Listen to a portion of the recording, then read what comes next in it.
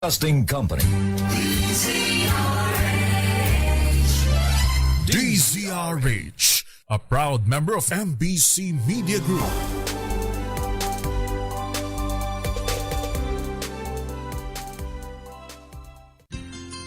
Mga karagdagang kaalaman kung paano malulunasan ng iba't ibang karamdaman. Tuloy po kayo sa programang Pangkalusugan.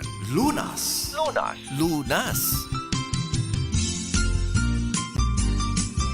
Magandang gabi po, Luzon, Visayas at Mindanao. Faith Salaver Clamor po ang inyong kasama. Dito po ang programang Lunas.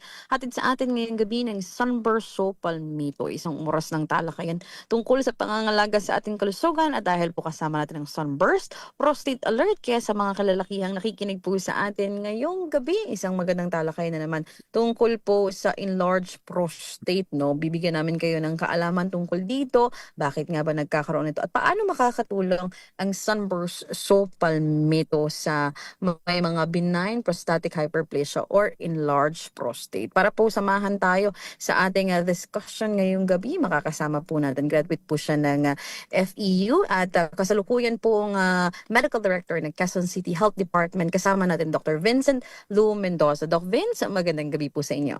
Hello po, Ma'am Melvin. Good evening po sa lahat mga listeners. Magandang gabi po. Kasama din po natin mula po sa Sunburst So Palmito para bigyan tayo ng impormasyon tungkol dito si Ma'am Melvin Tremor. Ma'am Melvs, magandang gabi po. Hi ma'am, good evening po at good evening po sa inyo Doc Vince at Mrs. Faith po at sa lahat po na nakikinig sa atin ngayon. Magandang gabi po.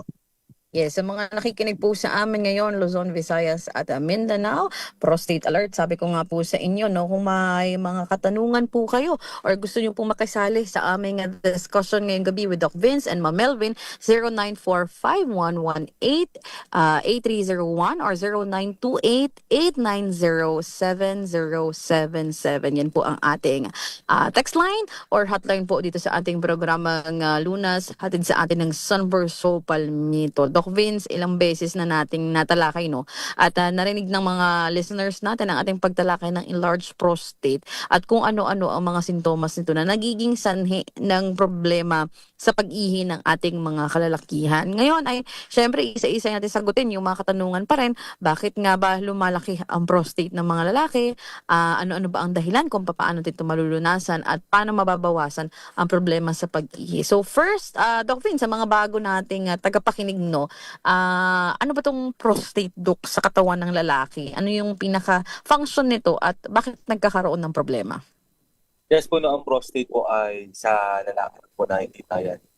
Yan po ay isang organ natin dito sa katawan ng mga lalaki na kasing laki lang na po yung tinatawag na castaneus. At may kinalaman to sa reproductive na isang lalaki. Yun nga po, pero kapag ito ay nakakaproblema, ay kaya nito lumaki ng mga 20 to 15 times yung size. Ano? Siyempre, ang tinatawag na prostate o pag naging yung pag-uusapan natin ngayong gabi po, yung benign prostatic hyperplasia, ay ang sinasabi po nito, ito ay isang non-malignant. Ibig sabihin nito ay hindi siya cancerous na paglaki. No? Kasi yung simple po natin, yung overproduction o yung hindi mapigilan na pag-produce ng cells sa prostate, kaya lumalaki po. Mamalisya ito ng mga kalalakihan. No? Sa pag-aaral nga po, no? Ay yung disease prevalence na tinatawag nito ay nag-i-increase po kapag nadadagdagan ang edad ng isang lalaki. At nga po, lumalabas po yung mga tinatawag na LUTS, no, o yung LUTS, lower urinary tract symptoms na tinatawag natin. No.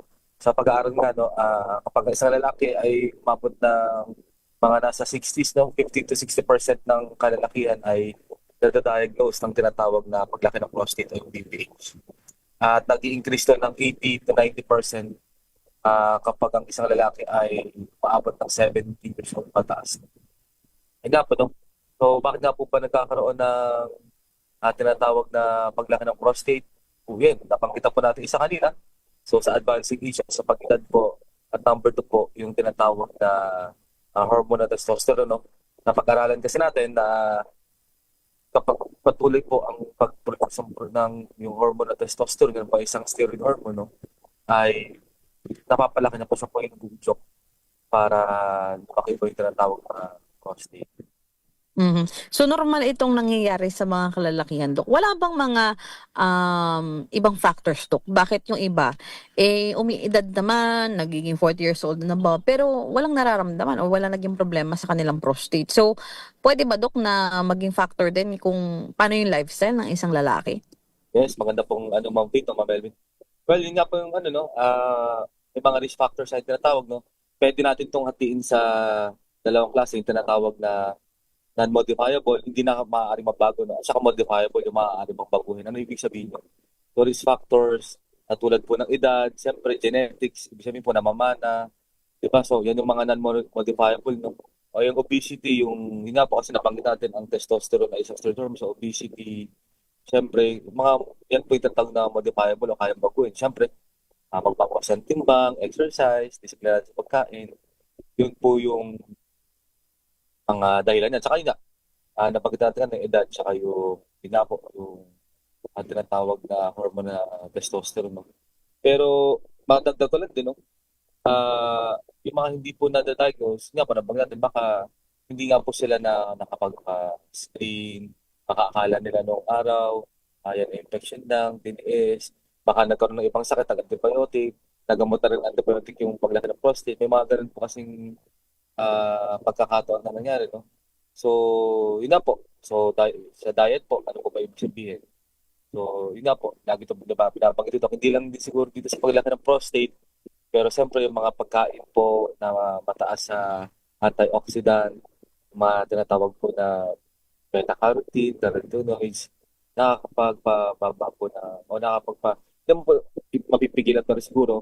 Kung ikaw ay nasa 40s, 50s, o nabanggit ko 60s ka, kasi edad na lumalaki yung prostate ng isang lalaki, siguro mas mabagal lang o mapapagal lang yung paglaki na tinatawag na prostate. Di pa paano kung ikaw ay, di ba, heavy drinker ka, no? Mahilig ka sa alcohol, no? Heavy caffeine intake ka rin araw-araw, no? Dahil siguro sa trabaho, di ba? So, yun ang mga pwede magpalaki din ng tinatawag na prostate o yung BPH, no? Yung genetic predisposition, nabanggit natin ito kanina, siyempre, hindi po maaaring mamana, no? Kung first degree relatives, no?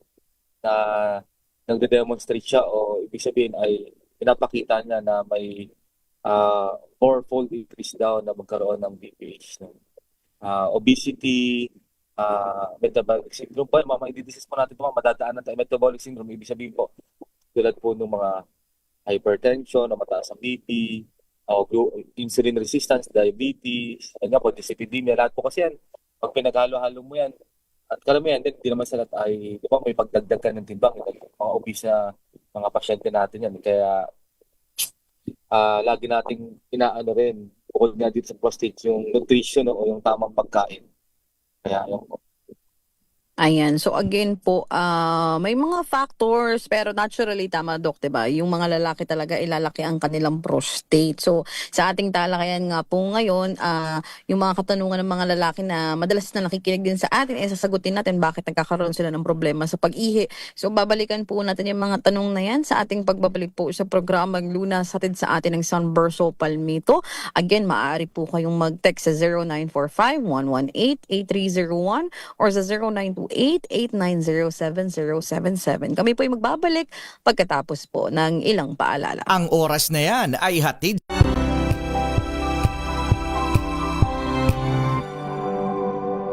Tinesting, sinuri, siniyasan. Ang resulta? Super effective ang Shield sa pagpatay ng bakterya at virus. Shield Antibacterial Soap. Believe ang mga eksperto sa Philippine Nurses Association. At si Mami. Tiwala ako sa Shield. Shield Antibacterial Soap. Napatunayang mabisa. Ang mga nurse, tiwala. ACS.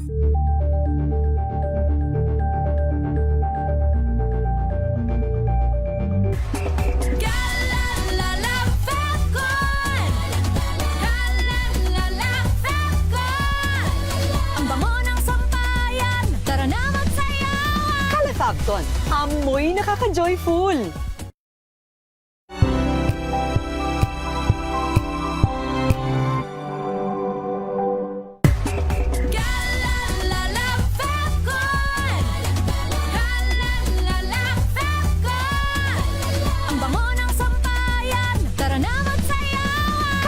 Nakaka-Fabcon. Amoy nakaka-joyful.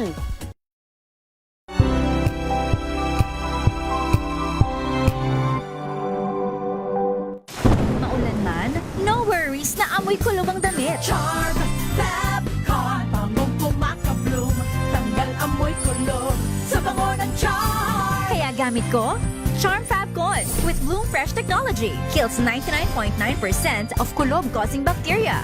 May aroma burst pa of thousands of flowers and berries. Ang sampay sa loob, no amoy kulob. Bangong kumakabloom sa charm. Charm Fabcon. ACS. Tinesting. Sinuri. Siniyasan. Ang resulta? Super effective ang Shield sa pagpatay ng bakterya at virus. Shield Antibacterial Soap. Believe ang mga eksperto sa Philippine Nurses Association. At si Mami. Iwala ako sa Shield. Shield Antibacterial Soap. Napatunayang mabisa. Ang mga nurse, tiwala. ACS.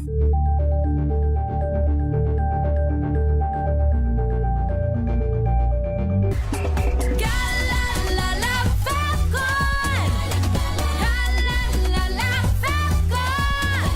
Ang bango ng sampayan, tara na magsayawan! Kala-Fabcon. Amoy nakaka-joyful.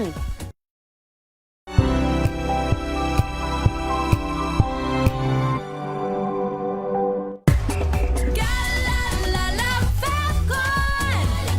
Galalala Fabcon! Ang bango ng sampayan, tara na magsayawan! Kala-Fabcon. Amoy nakaka-joyful.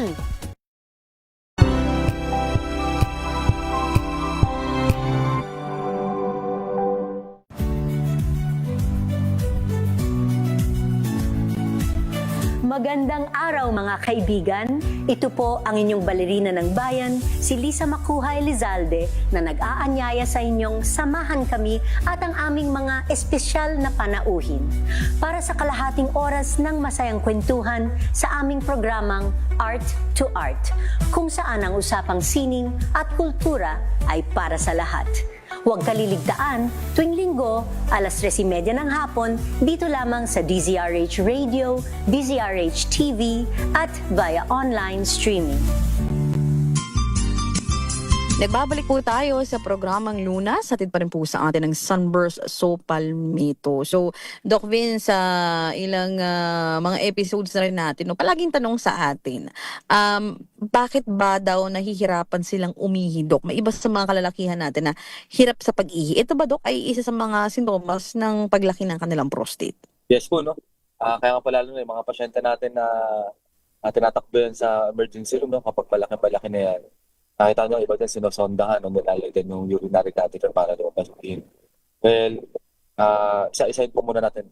Doc, bakit makilala ko ay malaki ang prostate, may BPH daw pero nakakalimutan pa naman ng maayos. So, napakita po kanina natin, gano'n ka po, yung anatomy o yung laki, gano'n po ba kalaki ang prostate kasing laki ng kastanas. Pero kapag naging yun po yung normal, paano po pag naging abnormal? So, kaya nga nila makong 20 times, mahigit pa, yung normal ng laki, no?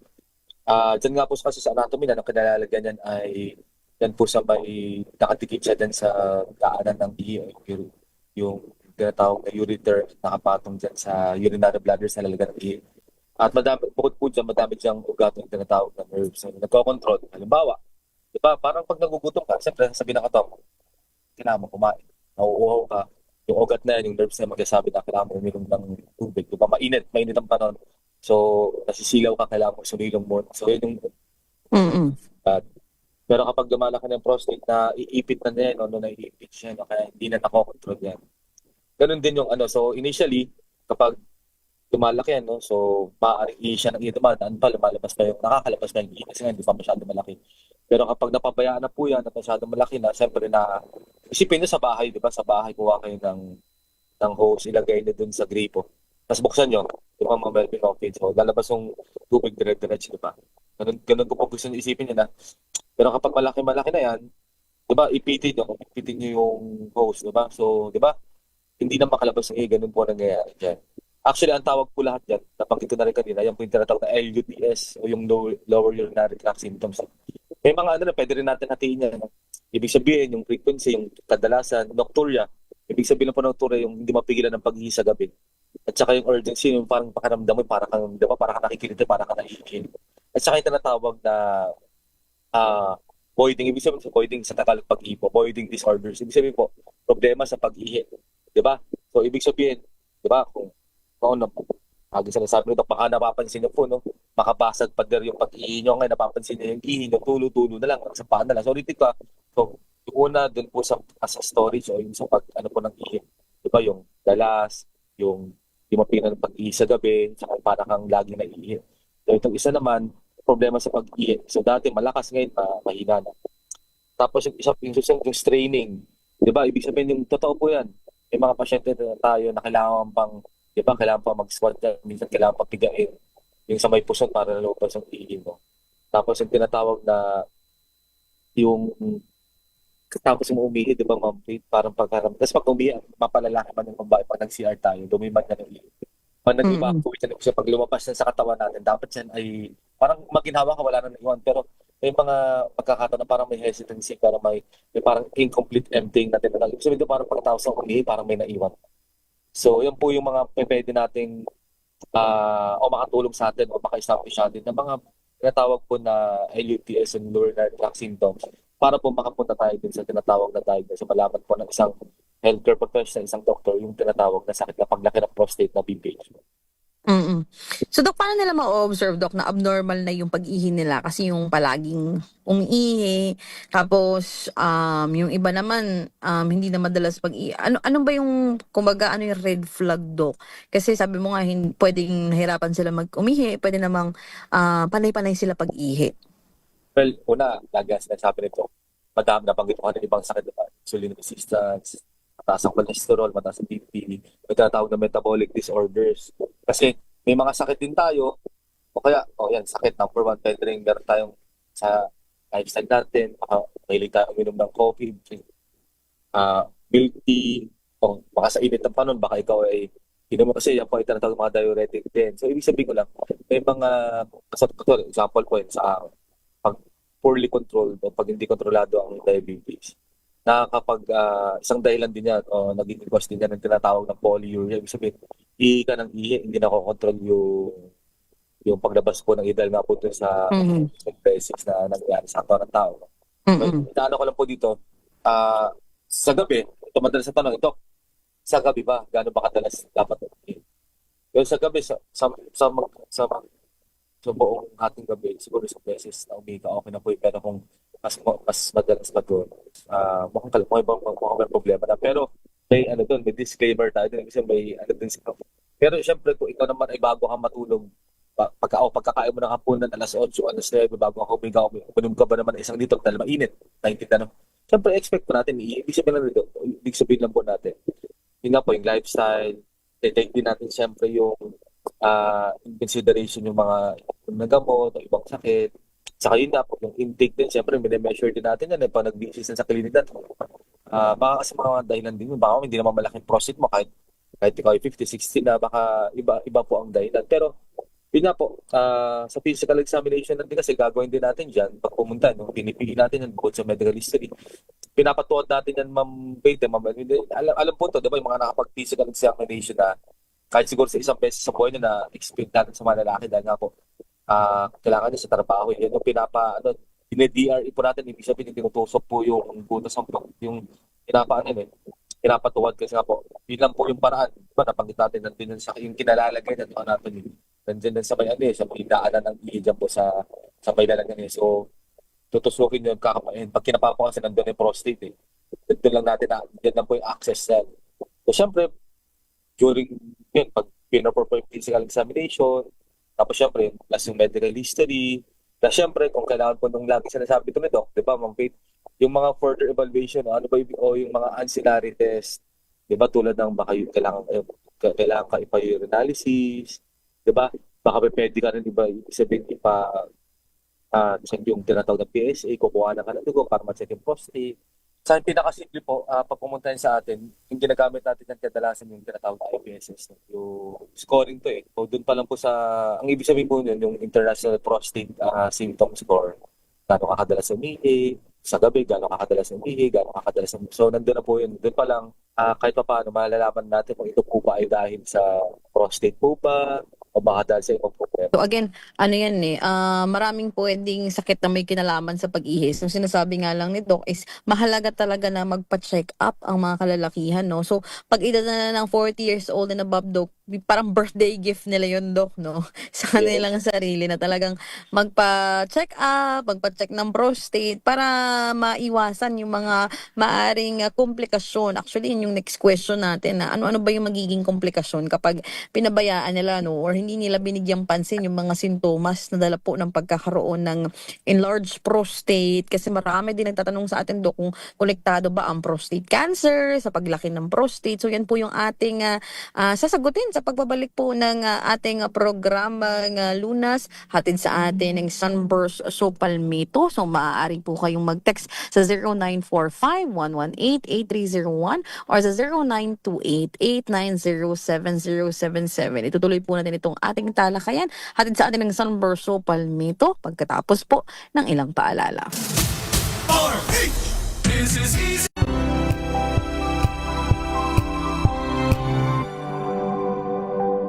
Tambalang Anthony Taberna at Jerry Baha ang gigising sa inyong umaga dahil lalatay ang humahagupit na diskusyon at komentaryo Lunes hanggang Biyernes sa 2x2.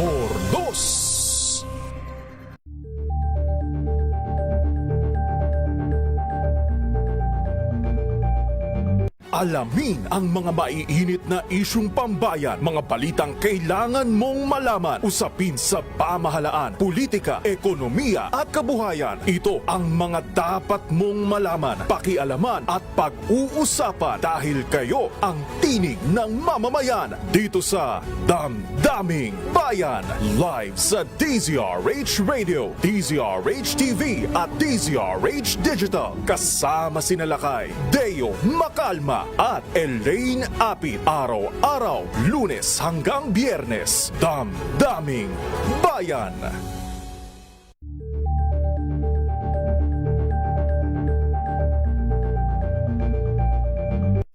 Mga balitang gigising sa inyong umaga. Mga balitang kailangan mong malaman. Mapapakinggan sa ACS Balita sa 2x2. Kasama sina Anthony Taberna at Jerry Baha. Lunes hanggang Biyernes.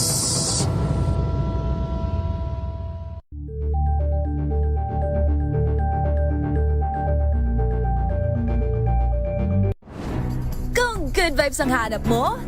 Dito ka na sa sigurado! Mula sa mga istoryang nagbibigay ng inspirasyon hanggang sa mga kwentong may dalang solusyon.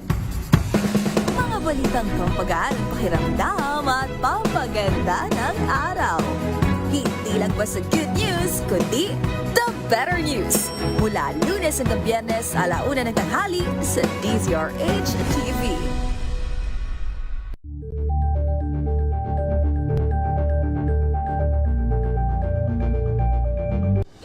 Ng naitalang 17 individual na ang kanilang naaresto. Metro Manila Development Authority o MMDA ang No Contact Apprehension Policy o NCAP sa Metro Manila. Sa ang ilang mga dokumento ay peke. Hindi rin legal ang employment na ipinangako sa kanila. Sa mata ng batas, mananagot ang sangkot at may sala. Dahil sa bawat paglabag, may karampatang parusa. Alamin ang mga pananagutan sa likod ng mga bawal. Dito sa Hoy! Bawal Yan, tuwing Sabado, 11:30 ng umaga. Dito lang sa DZRH TV.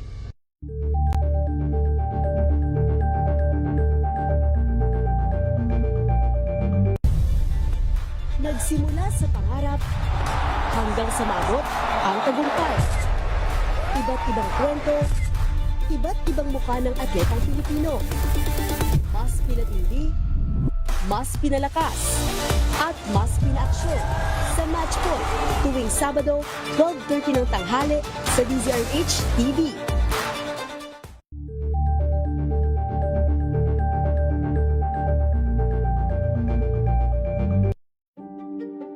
Buklatin ang mga pahina. Pakinggan ang boses ng lipunan. Tunghayan ang mga issue mula sa ibang katayuan. Nakakalungkot kasi deserve ba namin ng ganito? Na hindi nila alam kung ano talaga yung kanilang mga karapatan. Yung gobyerno, tinulungan nila yung kanilang magsasaka. Pinapatahimik tayong lahat using various laws. Through education, kayang-kaya nating baguhin yung ganitong klaseng pag-iisip. Isang kwento, iba't ibang anggulo.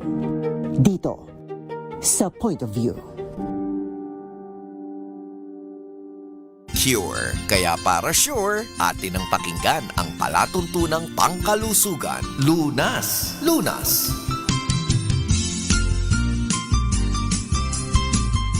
Tayo po ay nagbabalik sa programang Lunas, natin po sa atin ng Sunburst Palmetto. Kasama pa rin po natin mula po sa Quezon City Health Department, Dr. Vincent Lou Mendoza at si Ma'am Melvin Tremor. Pinag-uusapan itong prostate alert. Doc Vince, kadalasan na tanong sa atin, no, konektado ba, Doc, ang paglaki ng prostate sa pagkakaroon ng cancer, na prostate cancer na kinakatakutan din ng mga kalalakihan? Ayan, magandang tanong din yan, Ma'am. Pito, yung prostate cancer po, no? So, yun ang una, pinag-usapan na natin, no? Natakil na natin na, kumbaga, nadaanan natin itong isang uri ng paglaki ng prostate, yung tinatawag na BPH. So, punta tayo dito sa pangalawa. Well, ang prostate cancer po, no, ay, yun nga po, nabanggit ko rin kanina, no? Ang isang ang dahilan po talaga nito, well, kagaya po ng ibang cancer, patuloy na pinag-aaralan natin to, no? At lumalaki ito dahil nga po dun sa hindi mapigilan, no, yung uncontrolled growth na tinatawag ng cells dun sa loob po, within the prostate gland, no? Na yun na po, kasi nakailan ng kastanas. Ano. At madalas na po, yung, well, early stage ng cancer, tulad din ng ibang cancer, no, ay hindi rin po ito nagkukos ng symptoms, no. Pero pag yung symptoms po, yung mga symptoms, yung mga, wala po nararamdaman, ibig sabihin ng pasyente, pero kapag yung symptoms, o pag ang pasyente po ay nakakaramdam na, when symptoms do appear po, no, included po dito yung madalas po na pag-ihi, di ba, ibig sabihin frequent urination, o pwede rin mahina na yung pag-ihi, pwede rin merong tinatawag na dugo sa ihi po o dugo po pag lumalabas po yung simila pag may contact. Sa kadalasan po, meron pong tinatawag na pelvic pain. Masakit po hindi ito. Lower back, paikot siya hanggang sa puso.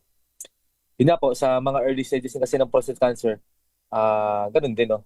Madali natin ma-reverse, highly treatable, no? Madali gamutin, no? Pero kadalasan nga po, lumalabas kasi ito, lalo na sa mga lalaki, ay late stages kasi lalo sa Pilipino hindi unless na, di ba, unless na hindi yan makatayo sa kama, hindi siguro umuubo ng dugo, hindi yan magpapacheck up kasi. Pero yun na po, yung mga ito kasi ano ba yung mga ang mga siguro warning signs sa mga trigger signs po kasi na mabantayan natin siguro kapag nahirapan ka magsimula ng pag-ihi. Yun na po, halos kapareho lang din po ito nitong BPH, no? Pero yun na po, dito po, ang pagkakaiba siguro, may kasamang dugo sa ihi. Po, tapos, ayun din nga po, may nocturne din to na kasama. Ibig sabihin, hindi po mapigilan ng pag-ihi sa gabi. Minsan po, para pong sinusunog, parang mainit, no? Minsan kasi ganun lang eh.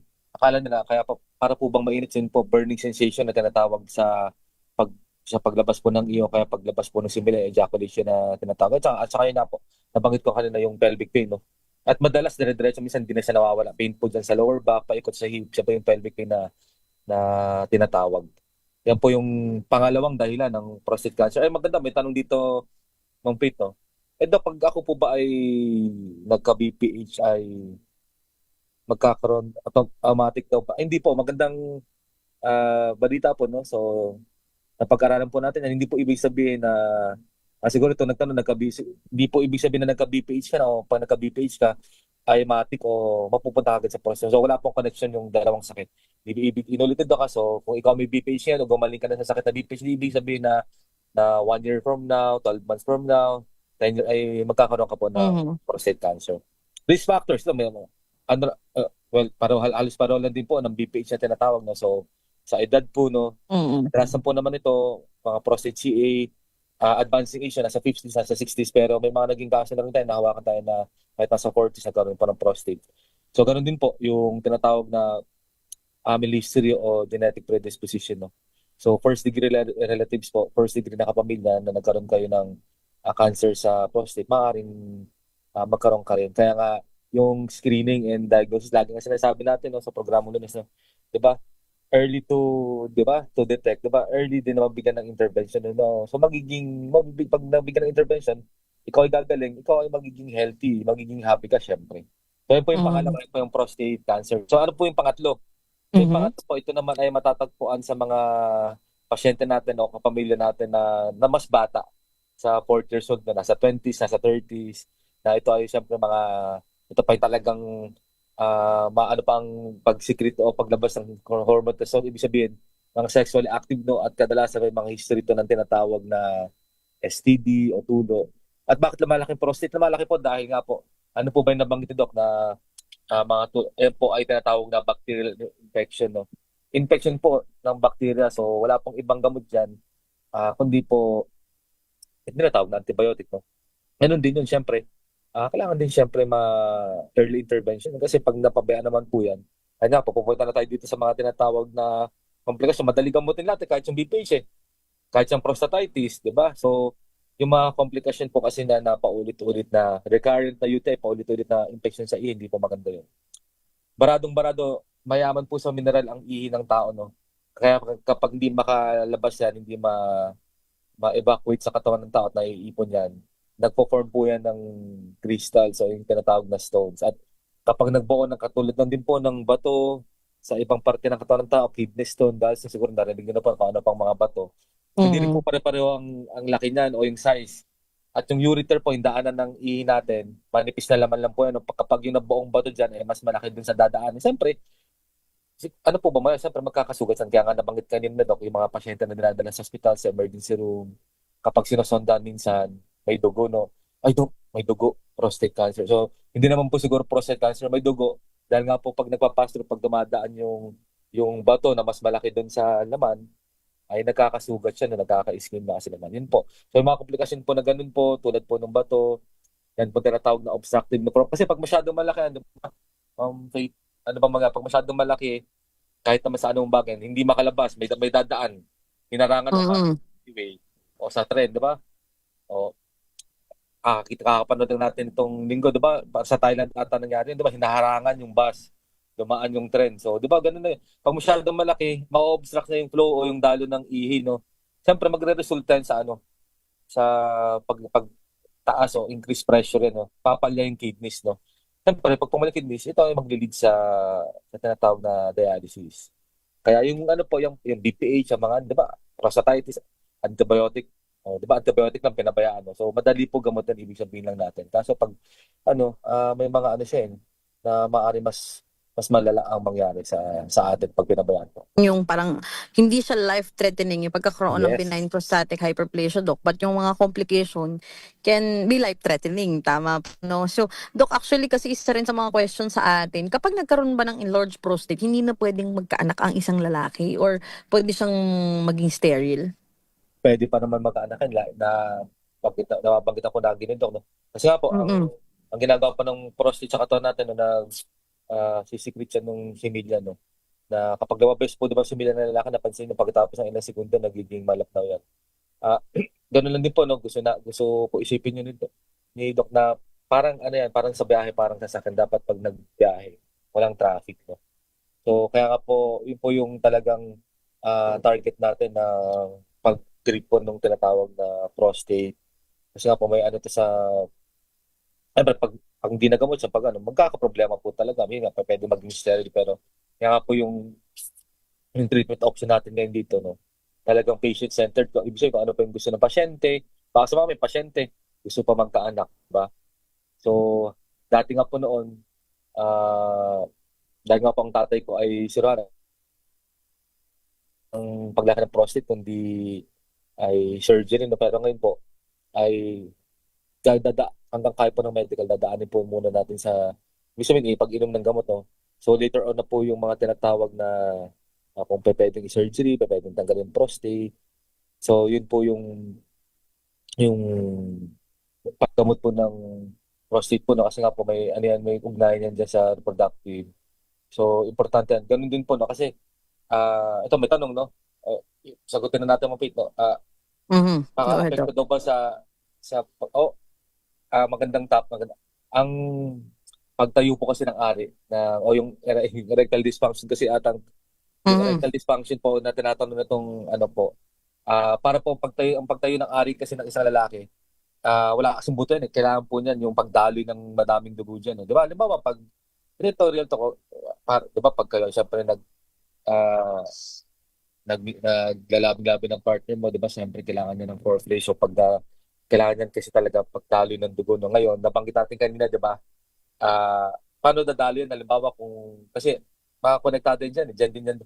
So, pag masyadong malaki ng prostate, siguro, nakakadagdag po yan kasi nababarahan din niya yung mga tinatawag na ugat, yung pagdadaanan niya, yung pagdadaloy ng dugo. No? So, minsan, most of the time, pag may nahihirapan din po, nakakadagdag yan sa tinatawag na erectile dysfunction. No? Pero, tatanungin din natin siyempre, no? Kaya kailangan po niyan talaga magpapacheck. Kasi bakit? Yun nga po, nabanggit ko rin kanina, yung lifestyle din kasi baka mamaya lumalaki na o malaki ng prostate mo. Tapos, di ba, ikaw pa ay medyo malaki sa timbang o kaya yung dietary factors na tinatawag, ito po yung pinaka-importante. Dok, mahilig ako uminom ng milk tea, mahilig ako uminom ng coffee. O Dok, 3 times a week o 4 times a week, umiinom ako ng alak, pampatulog. So, ang tawag po kasi lahat yan, i-constrict kasi nan yung blood. Ibig sabihin, papahihiin ka kasi napapahihiin yan. Kaya syempre yung mga pasyente natin, ina-advise na natin na hindi mo na iinom syempre ng mga tinatawag na diuretic o yung pampahihi. Kasi lalo kayo mahihirapan. Sinasabi nga ni Doc no na itong pagkakaroon ng benign prostatic hyperplasia, hindi naman directly na nakaka-apekto, pero yun nga yung sinasabi ni Doc, 'di ba? Sabi mo, Doc, kapag puyat, 'di ba? Sabi nga natin may mga psychosocial effect na rin, no, ang pagkakaroon ng benign prostatic hyperplasia or enlarged prostate, and it can cause a lot of complications kapag napabayaan. And the good news nga, nabanggit na kanina ni Doc, na may mga pwede na tayong gawin, no, na mga gamot or inumin na gamot, other than hindi lamang surgery na yun nga po yung kinababagsakan dati ng may mga enlarged prostate. So sa pagbabalik natin, alamin natin mula kay Ma'am Melvin Tremor at syempre kay Doc Vince, ano ba yung mga options na ngayon para magkaroon ng kaginhawaan mula po sa mga sintomas na dala po ng pagkakaroon ng enlarged prostate or benign prostatic hyperplasia. Pwede po kayong mag-text sa ating text line ng Sunburst Palmito 0945-118-8301 or 0928-890-7077. Kami magbabalik po dito sa programang Lunas pagkatapos po ng ilang paalala. This time check is brought to you by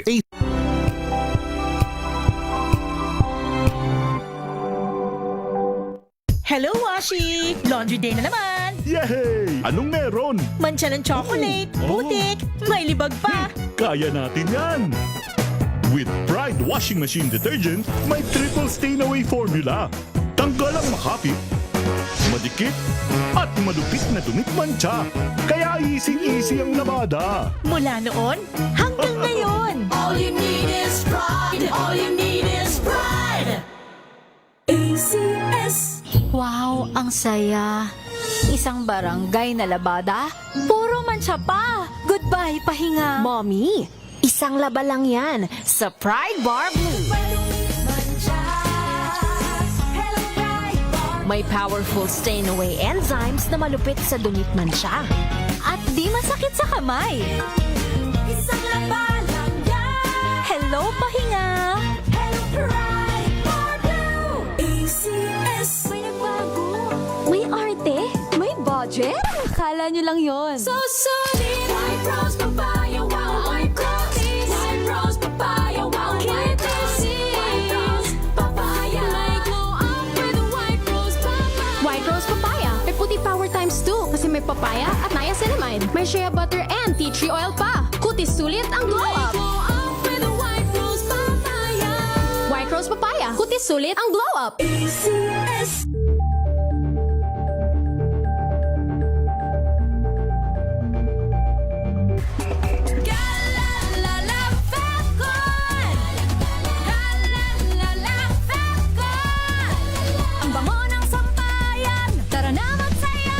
Calefacton, amoy nakaka-joyful.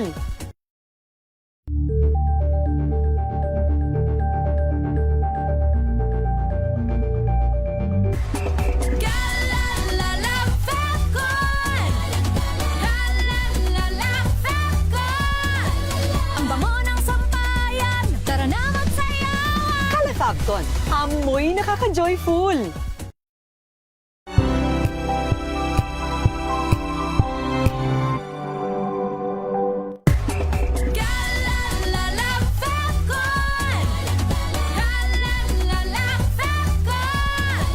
Ang bango ng sampayan, tara na magsayawan! Calefabcon, amoy nakaka-joyful!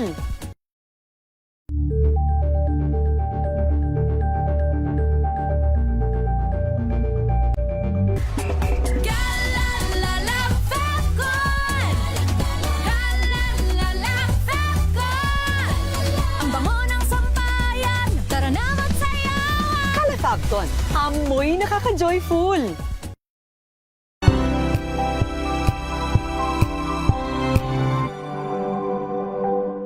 Abangan this Saturday. Hi, this is Happy C and you're watching Scene Zone. Mga revelation ng nag-iisang inang reyna ng K-pop. We announced 7 p.m. show. 6:30 na, walang tao sa buong Araneta. Mamatay-matay ako. Parang every show naman. Except yung mga ano, hindi ako na. Really am so against ticket scalping. Sobrang ganda, nakalimutan ko i-press record. Anong sagot mo sa mga mahilig manghingi ng ticket? Okay. Alas 12 ng tanghali, dito lang sa DZRH TV.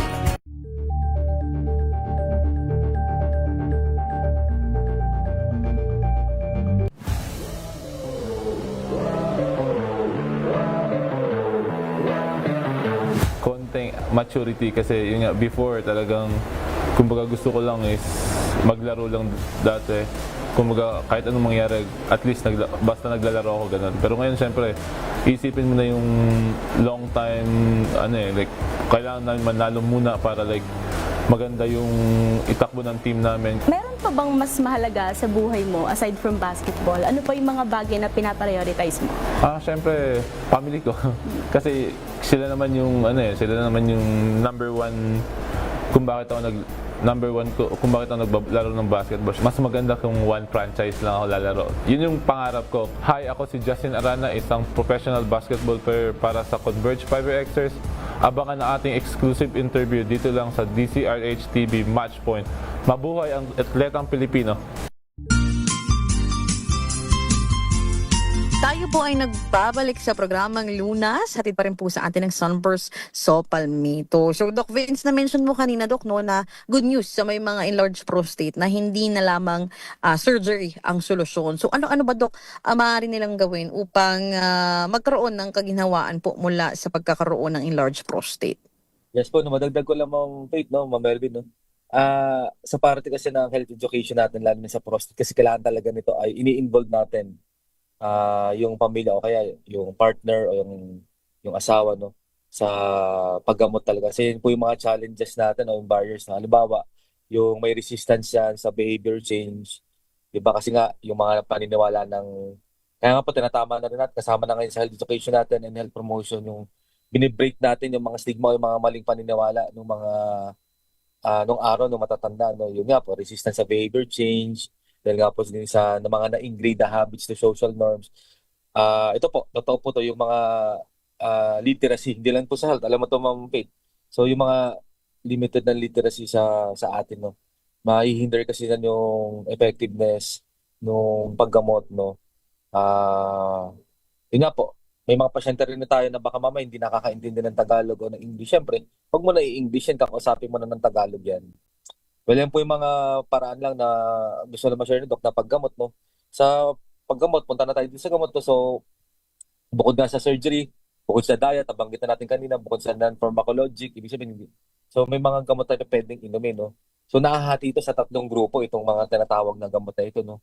So, yung unang grupo po ng gamot, so, balikan po natin, no? Malaki po yung prostate, so, iihi ka na, so hindi makalabas yung ihi.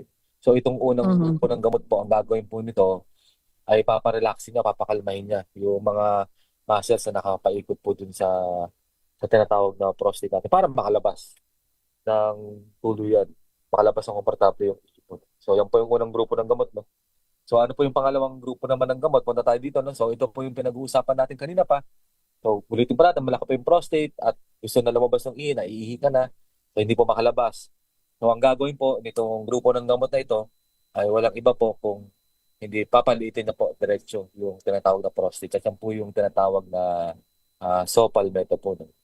So ano po yung huling grupo ng gamot? Yung pangatlo. So yung pangatlo po, so malaki pa yung prostata, yung prostate at lalabas ng iis, so hindi siya makalabas ulit.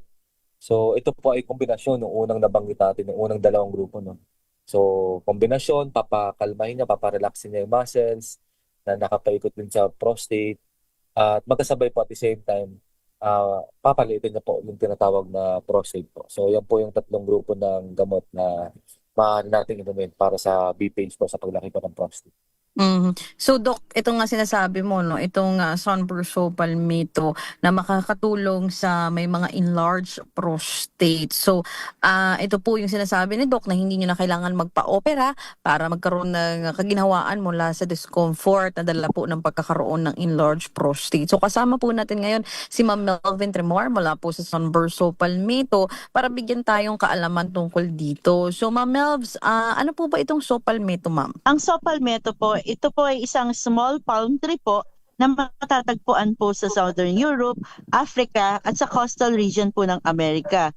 Ang bunga po or fruit ay ginagamit for medicinal purposes po pagkatapos patuyuin. So ito ay natural medicine para po sa mga enlarged prostate. So Doc Vince, ang tanong kasi ng mga nakikinig sa atin, since sabi nga naturally pwedeng lumaki yung prostate ng isang lalaki, pwede ba ito gamitin, Doc, or gawing supplement para maiwasan ang paglaki, or hindi po ito ina-advise? Ayun, magandang tanong yan. No? So sa guidelines na po natin sa pag-aaral natin ay hindi natin ma-advise sa halimbawa nga po ay ikaw ay para akong uubuhin. Di ba? May ganun eh. So inom na ako ng pampawala ng ating tinatawag na antihistamine. Di ba? O kaya para mga bakuna, flu vaccine, parang tinatawag na prophylaxis, yung para hindi ka magkasakit. So hindi mo po natin ina-advise. No? So yan po ay maliwanag. Yun nga po, ang importante dyan ay may mga isa o dalawa sa nabanggit ng Doc, no? No, sa edad mo, sa genetics mo, sa lahi mo, pwede sa nararamdaman mo, ikaw ay mapatingin na sa pinakamalapit na doktor. At yan na po ay madali gamutin, no? Wala pa siguro isang oras, di ka tatagal, no? At kapag lumisa, may monitoring, kapag yan po ay na-monitor na okay na lamit yung prostate mo, so stop, then titignan natin gamot. Ang maganda tanong dyan, ito, maaari pa magkaroon daw ulit. Yes po, yan po. Halimbawa, 41 ka, wag naman sana, pero ano ba, ikaw ay 41 ngayon, nagkaroon ka ng BPH, gumaling ka, age of 42, okay, magkano 44, 45, ikaw 49, 50, in the future, pero ikaw po ulit umalik yung BPH. So, ganoon din po. So, pag check up ulit, yan, gamutin natin ulit. So ayan, balikan natin si Ma'am Melvs, no? Kasi Ma'am Melvs, may mga tanong tayo dito. Ano po yung kagandahan, Ma'am, ng Sunburst Palmetto kumpara po sa ibang gamot or conventional drugs for enlarged prostate? Opo, ma'am. Ang Sunburst Palmetto po, ito po ay pure Sopalmetto na base nga po sa pag-aaral. Ang pure Sopalmetto po ay mabisang magpapaliit po ng prostata. At mas mabisa po ang Sunburst Palmetto compared po sa mga prescribed medication para sa BPH. Makikita agad po ang effect 4 to 6 weeks kumpara po sa mga conventional drug na nakikita po yung effect 6 to 12 months po. Ang pinaka-importante po, ang Sunburst Palmetto po ay free of side effect. Ayan yung maganda, no? All natural, free of side effects. So again, sa mga nagtatanong, Ma'am, at gusto na pong subukan ito, no, para magkaroon sila ng maayos na pag-ihi, hindi na sila pagkising-gising sa gabi dahil sa enlarged prostate or benign prostatic hyperplasia. Paano po ang tamang pag-inom nito, Ma'am? Magkano at saan po ito mabibili? Opo, ang ating Sunburst Palmetto po ay mabibili sa lahat ng Mercury drugstores at sa Watsons po. Available din po kami online, Shopee at Lazada po. Hanapin lang po ang ating shop name sa Lotare Inc. Ito po ay murang-mura lang po. 22 pesos per capsule po at ang pag-take po is 2 capsules a day po. Isa sa umaga, isa sa gabi pagkatapos kumain. Ayan po ang tamang pag-inom, no, at kung saan nyo po mabibili itong Sunburst Palmetto. So hindi nyo na po kailangan tiisin ang discomfort po na dala ng pagkakaroon ng enlarged prostate or benign prostatic hyperplasia. Pero ang sinasabi nga ni Doc, kapag edad nyo ay 40 years old na ba, mahalaga talaga, Doc, no, na magpakonsulta sa mga doktor para malaman nyo na ang problema nyo sa pag-ihi ay talagang enlarged prostate, kasi maaaring ibang sakit, Doc, no, na kailangan lang din i-address. Kaya nga napapansin ko po nung ngayon po sa atin sa bansa natin, nasa healthy era na po ata tayo, no? Nakikita ko, hindi lang sa social media, no? Running, tumatakbo, walking, pickleball, nagte-tennis, nagbo-golf. Ibig sabihin, talagang conscious na yung tinatawag na health promotion and health education talagang pinaiintindi natin ngayon yan. Kaya ang mga pamilya mo, kung may magulang ka pa, tawagan mo yan, kapatid mo. Diba, ang kapamilya mo, no? Matagal mo nang di nakausap na kaibigan mo na ipagbukas yan. Kaya dahil malaki po nagagawa niya, no? Baka mamaya ikaw lang hinihintay, no? Na mga musta. Kaya nabanggit ko na rin po ito kanina, no? Na kapag tayo ay healthy, tayo ay happy. Yan po, kasama po yan, yung tinatawag na So, laging paalala ni Doc Vincent, kung tayo ay healthy, tayo ay happy. Again po, kung may mga nararamdaman kayong problema sa pag-ihi at na-check nyo po yung mga checklist namin ng sintomas kanina, maaari po kayong magpakonsulta at itry po ang Sunburst Sopalmeto. So again, Ma'am Melbs, para po sa mga nagtatanong, saan po ulit mabibili at ano po ang mga numbers para sa kanilang mga karagdagang katanungan tungkol sa Sunburst Sopalmeto? Opo, ma'am. Ulitin ko lang po, ang ating Sunburst Sopalmeto po ay mabibili sa lahat ng Mercury drugstores nationwide at sa Watsons po.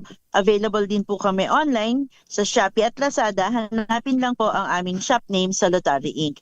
At pwede po kayong i-check ang aming Facebook account, Sunburst. I-type lang po Sunburst Sopalmeto at patuloy po kayo mag-text sa aming hotline numbers 0945-118-8301, 0928-890-7077. Yan po ang mga text line ng Sunburst Sopalmeto. Muli maraming salamat, Doc Vince, sa inyong oras at pagbibigay impormasyon po tungkol sa prostate alert na ating naging topic hatid sa atin ng Sunburst Sopalmeto. Maraming salamat po, no?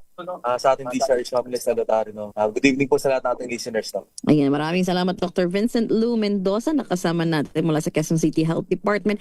And syempre, Ma'am Melvin, maraming salamat po mula sa Sunburst Sopalmeto. Maraming salamat din po at good evening po, Doc Vince and Ma'am Faith po. At sa lahat po na nakikinig. Good evening po. Sa lahat po ng aming tagapakinig ngayong gabi, Luzon, Visayas at Mindanao. Hanggang dito na lang po ang ating programa ngayong gabing Prostate Alert. Hatid sa atin ng Sunburst Sopalmeto. Ako din po ang inyong nakasama.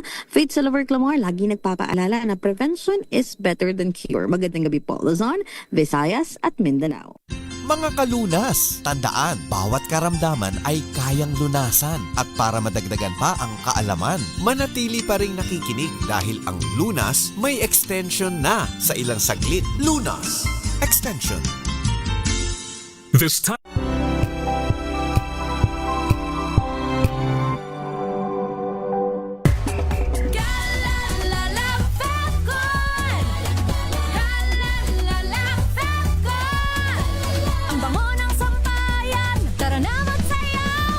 Fabcon, amoy nakaka-joyful.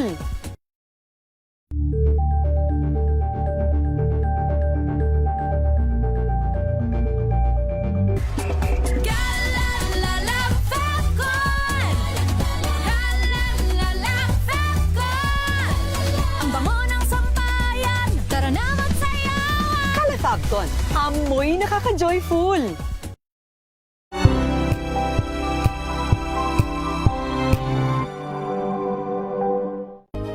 Na ang gantingan para sa kalikasan. Ang itinanghal bilang